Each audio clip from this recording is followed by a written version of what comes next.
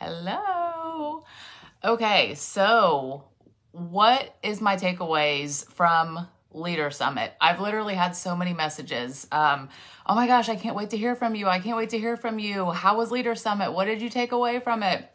So I want to start this by asking, what is your biggest obstacle in your business right now? What is your biggest obstacle in the way of you and whatever goals you have for your business? I want you to think about that. My sweet friend Bethany made me this cup, which is like a wine tumbler. I don't drink wine, but I do drink coffee. So I'm drinking my coffee out of this today. I'm still in the clothes I slept in. I haven't washed my hair since Thursday morning, and I'm here. So I was thinking, as the weekend went on, what am I going to share with the team? Like how am I going to prepare and like package all of this that was poured into me over the weekend and bring it back to the team? And I have notes. I have lots of notes that I took over the weekend. And I will tell you, the weekend gave me an incredible mindset shift.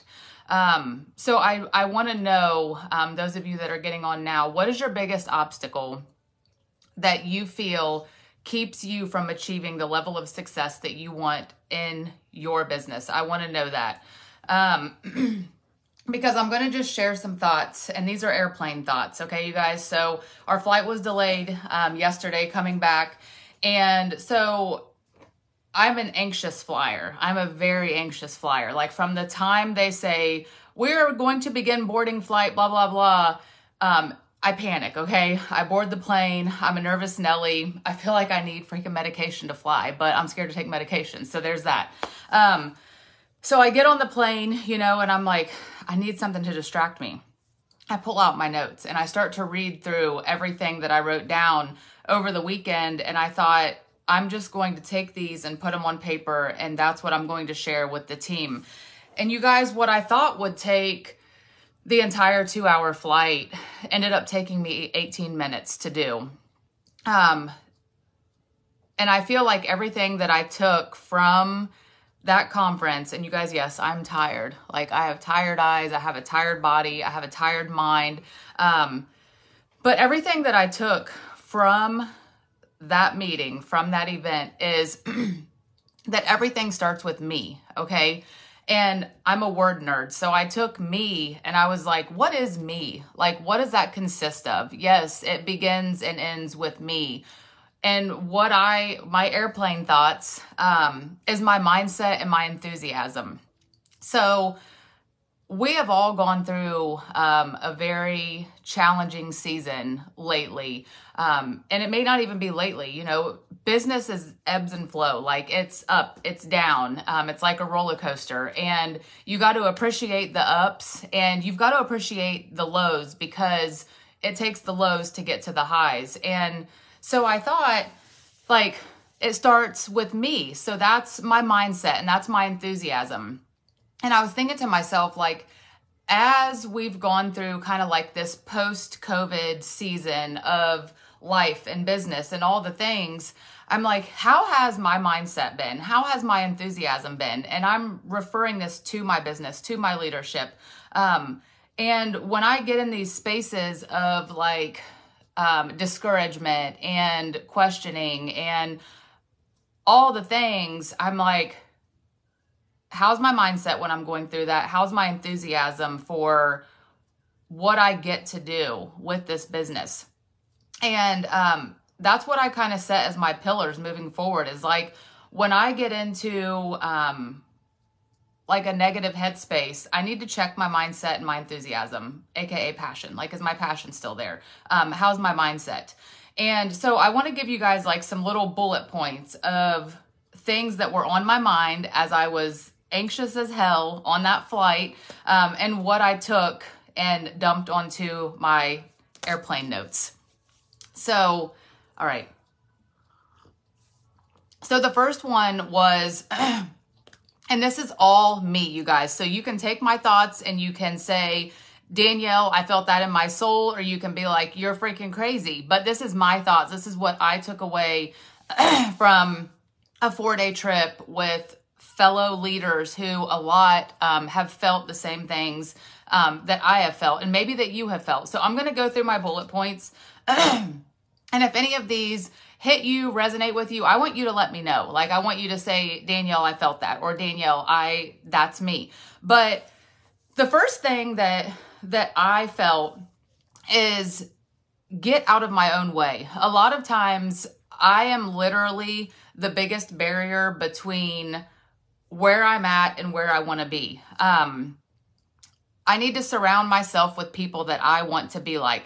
There was a quote that somebody said on a panel that we had, and she said, if you hang with dogs, you're going to get fleas. And I was like, okay, that's so corny, but that is so true, you guys, because whether it's your business, whether it's your life, whether it's your friends, whether it's whatever, if you hang with negativity, you are breeding negativity, period.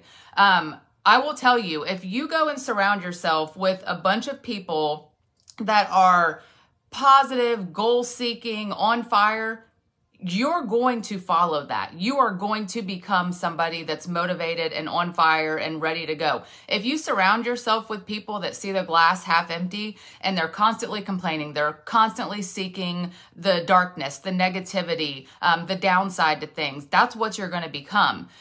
And I'm guilty of that. As a Color Street leader, I was involved in multiple chat groups, you guys, to where I set my phone down for 10 minutes and I come back and I have 20 messages. You know what I did?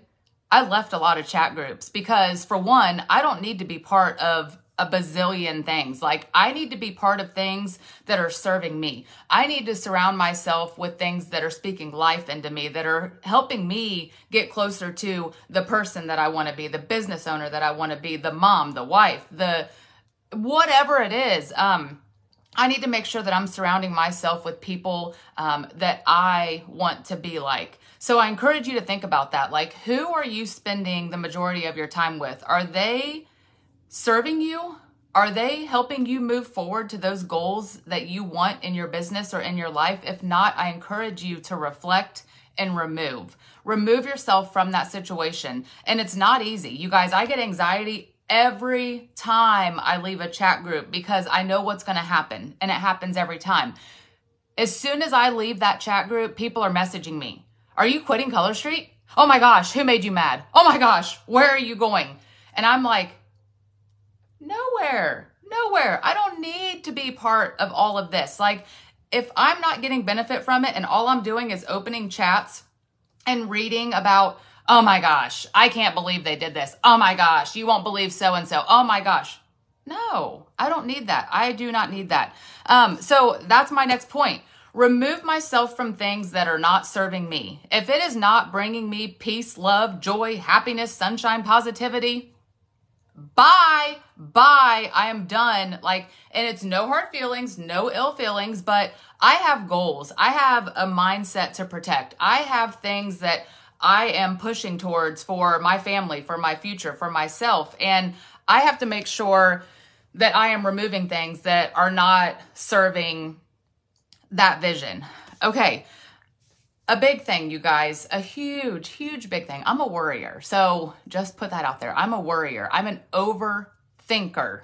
I overthink so much. I need to start focusing on what I can control. Things that I personally can control. So one thing that that blasted me, somebody that was speaking at conference said, if you are going to let Mark Zuck determine your paycheck, you got a problem. And I was like, what the flip? The ceiling parted and the heavens came down. And I thought, how often do I sit around bitching about Facebook and the algorithms? That doesn't determine my success. What do I need to do? I need to freaking pivot. I need to pivot. If Facebook ain't working, what is? Something else is, and I'm going to find out a way. I'm not going to sit there and let Mark determine my paycheck and my success of my business. I can't control Facebook. I can't control that the algorithm is jacked. I can't control that people are post-COVID and they're not on Facebook 24/7 like they used to be. People are out. They are living life. It is spring at the time of this recording. The sun is shining. We're about to have flowers and pool time and barbecues. People are out. So guess what? My business needs to be out. I need to pivot. I need to figure out how to get around Facebook. If Facebook parties aren't working, okay, guess what? People were successful years ago with Avon. Guess how they did that? With catalogs.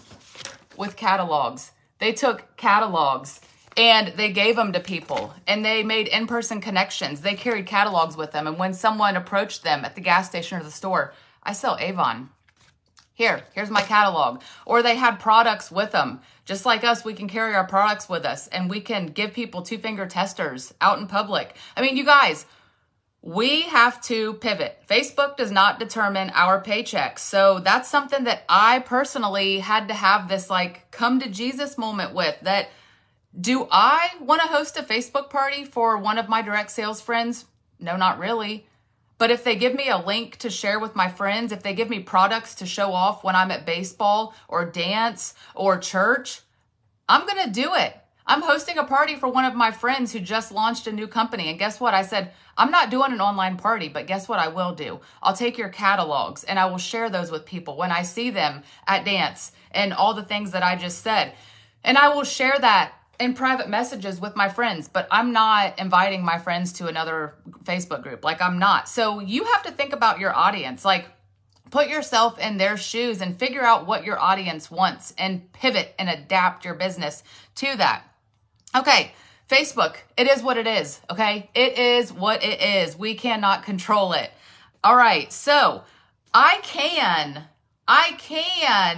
control. Tell me something you can control. Just tell me that in the comments right now. And if there's nothing you can control, don't say anything. That's fine. But I'm not going to wait. I'm going to keep going. I personally can control my mindset. I have complete control over my mindset. And my mindset is my most powerful tool, you guys. It is, my mind is a powerful son of a bee. Like, oh my gosh. I have control over my focus. I get to decide where I'm going to invest my time and my attention. I have control over my attitude. I get to choose how I respond to things. And I have complete control over my effort. I get to determine my paycheck. I get to determine when I work my business. I get to determine my success of my business because I get to choose my effort. I get to choose what I want to put in. I get to control that. So I can control my mindset, my focus, my attitude, my effort. What can you guys control? I want you to think about that. Something else that is so huge, and in my moments of struggle, I personally lost belief in me. I didn't believe in myself. There were times that I felt like I didn't believe in the products that I was sharing. There were times, I'm just going to be completely transparent, that I didn't believe in the company that I am partnered with, and the opportunity that I have to offer that has changed my life through this company. So that is something that I personally have written where I see it daily is belief. I need to check my belief. Check it before it wrecks me, because I am nothing in this business if I don't believe in myself, if I don't believe in our products, if I don't believe in our company, and I don't believe in the opportunity that this company offers. So do you believe in yourself? Do you believe in this nail polish that literally can make somebody go from feeling dark and depressed to happy because they look at their nails and they're like, oh my gosh, these are gorgeous. Oh my gosh, they're affordable. Oh my gosh, they're fun. Oh my gosh, they're simple. I just did this at home, you guys. Oh my gosh. So your belief. And I shared a quote that I heard this weekend. Belief has the power to change and create, but it also has the power to destroy. And that is so true. My beliefs have destroyed me at times, but my beliefs also have the power to change my situation. My beliefs have the power to create a new idea or a new path for my business. So belief is so huge, you guys. Another thing is setting goals. Goals give us purpose. Goals give us vision. And set those goals, but just put one foot forward. one step at a time, and stop trying to look at the big picture, you guys. This is what really hit me when I thought about goals is I wanted to earn the Jamaica trip. If I left conference and I looked at the big picture of Jamaica and I thought, holy crap balls, I have to get X, Y, and Z, I would have shut down. I would have said, that's not tangible. I'm never going to achieve that. But because I broke that down into many goals and I reverse engineered that trip and I thought, okay, I have to get this first and I have to get this before I get to this. I earned that trip, you guys. I earned that trip in 4 months, I think it was. But you have to set those goals and work one step at a time to achieve that goal. Don't jump in and say, I'm going to enroll 50 people this month and I'm going to sell $50,000 in product, because you're not going to do it. You have to break that down and figure out how you're going to get there. Goals help keep us motivated. Okay, I'm going to give you guys another analogy. So I have one of those big, dumb, stupid water bottles that are like huge, like it has a handle on it. And a lot of people carry them around with them. I don't want to carry that big, huge water bottle with me. But it has the perfect amount of ounces that my body needs per day of water to function optimally. So I drink that amount of water, but I fill my big jug and then I dump it into my smaller water bottle because it's easier for me to do that as opposed to looking at that big old water bottle and knowing, oh my gosh, I feel defeated before it even starts because I see all of this water in here that I have to consume, but because I dump it into my smaller water bottle and I drink that water, I end up consuming more water per day than what my body actually needs, if that makes sense. So just break it down into like bite-sized pieces and then work towards that. Okay, so the next one is setting intentional time for Color Street. So because I'm saying me, because I'm not going to put this on you guys, but you can pull whatever from my takeaways and relate it to your life. I can work from my phone 24/7, which means it is entirely too easy for me to pick up my phone while I'm at my kids' dance class and work, or while I'm watching TV with my husband and work, or, insert whatever situation.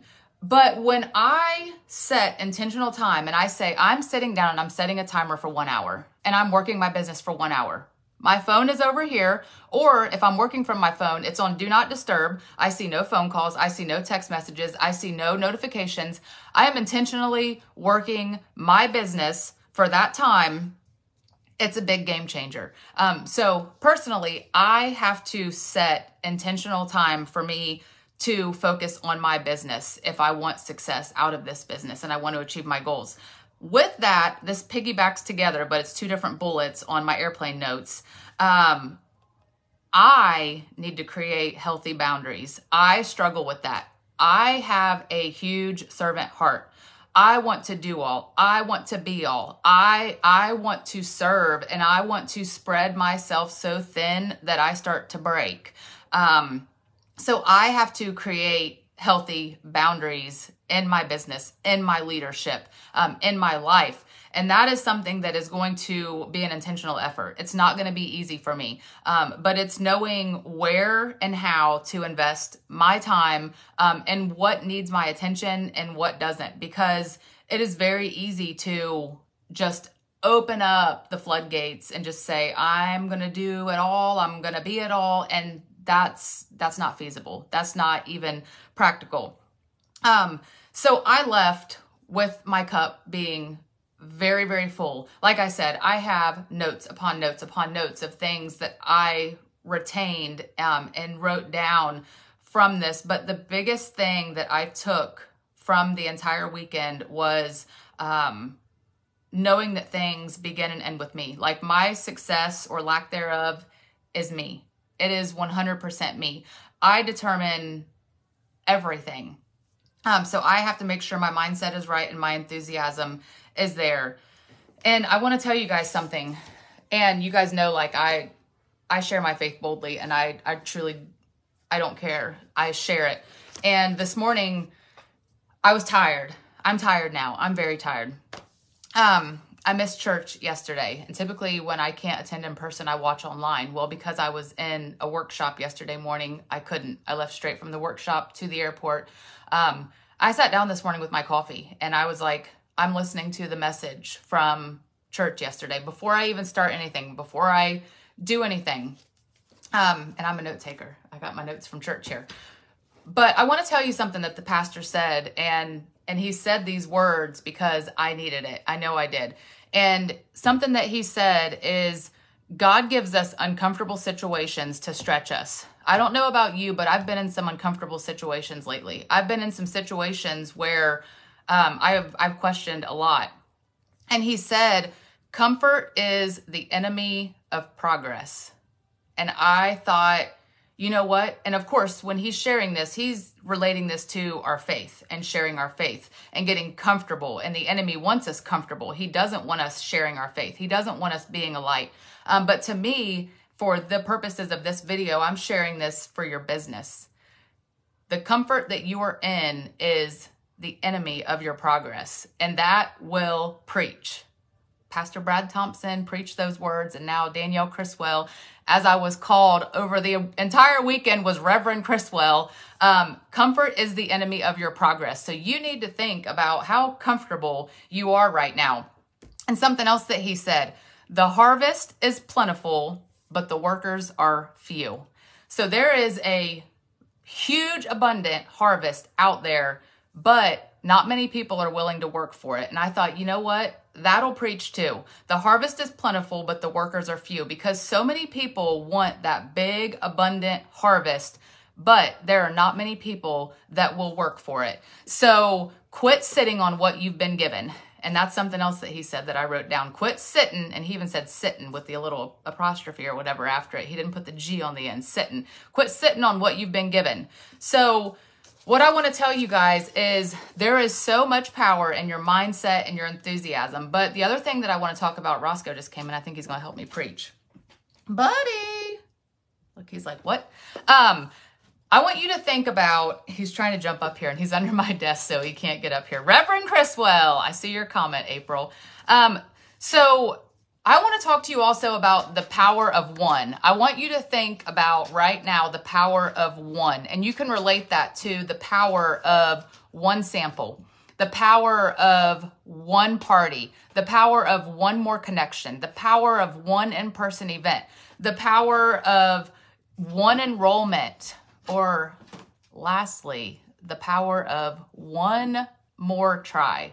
I'm going to give this one more try. I'm going to ask one more person. I'm going to give it one more month. I'm going to give it one more whatever. The power of one, you guys, that is huge. So what is something that you can think of right now that comes to mind that you could do one more time? What is one thing that could change your business? Is it making that one new connection? Is it booking that one new party? Is it getting that one enrollment? Is it just simply giving it one more try?